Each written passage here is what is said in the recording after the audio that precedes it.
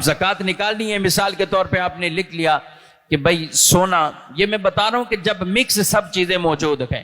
اب سونا کسی کے پاس ہے بالفرض 10 لاکھ 5 لاکھ 15 لاکھ کا سونا ہے، 5 لاکھ روپے کیش ہے، کچھ مال تجارت ہے، یہ سب کرا کر 1 کروڑ روپے بن گیا، 80 لاکھ بن گیا، اس کو جمع کر لیں، جو آپ نے دینا ہے لوگوں کا اس کی فہرست بنا لیں، وہ مائنس کر دیں اس میں سے۔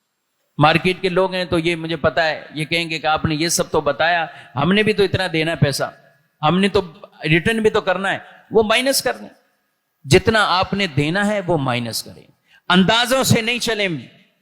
کئی لوگ کہتے ہیں اندازے سے، ہم کبھی 500 دے دیتے ہیں، 1000 دے دیتے ہیں، 2000 دے دیتے ہیں۔ بھائی جب آپ کا حساب کتاب اتنا لاکھوں والا بن رہا ہے تو آپ 500 1000 2000 دے کے کیسے آپ زکوٰۃ سے بچیں؟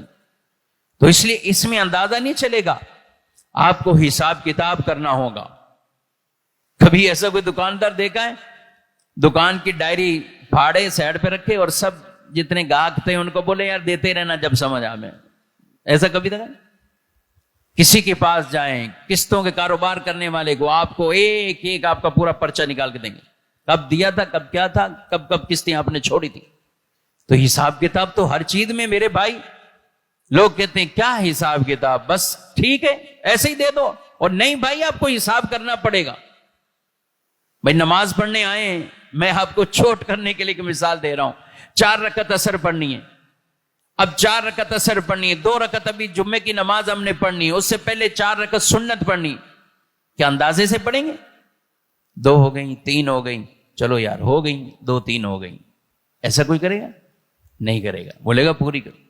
امام سے بھی غلطی ہوگی تو کھڑے ہو جائیں گے، نہیں بھائی امام صاحب پوری کر کے نماز ہم ایسے نہیں جانے دیں گے، نہ خود جائیں گے، نماز پڑھنے آئے اندازے سے تھوڑی پڑھیں گے نماز۔ ہمیں ابھی تک یقین ہی نہیں ہوا کہ ہماری کتنی رکھتے ہیں، تو پھر ہم ایسے تھوڑی جائیں گے، بھائی وہاں بتائیں گے کہ نہیں بتائیں گے؟ تو زکوٰۃ میں کیوں ایسا کرتے ہیں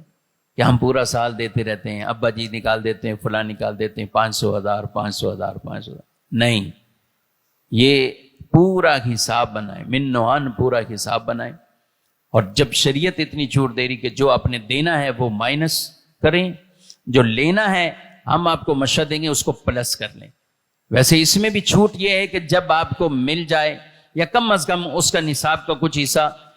5واں حصہ ملتا ہے تو پھر آپ اس کی زکوٰۃ ادا کرتے رہیں، اور جب زیادہ مل جائے تو پھر، اور پچھلے جتنے سالوں کی رہتی پھر سب زکوٰۃ ادا کریں، یہ بھی اس میں ہے۔ تو بہتر یہی ہے کہ سب کو آپ پلس کر لیں، اور یوں اپنی زکوٰۃ کا ایک